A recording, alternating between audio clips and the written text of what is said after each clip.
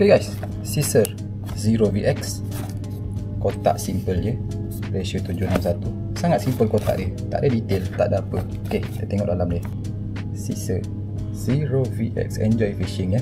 6 bearing, 6+1, 6+1, dan knob dia. So drag dia ada clicker tapi halus je bunyi dia.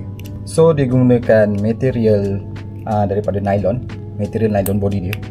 Boleh dengar tu, nylon sahaja, dan berat dia adalah 133 gram guys, 133 gram.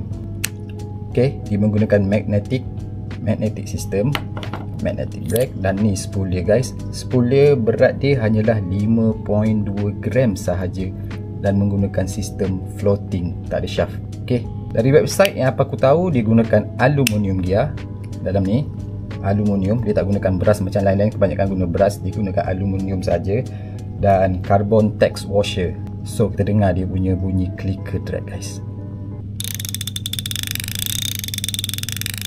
Ok, dalam Shopee dia claim reel ni adalah reel BFS baru daripada Caesar. So nanti kita akan try tengok macam mana setting dia, sebab spool dia pun agak deep juga sebenarnya.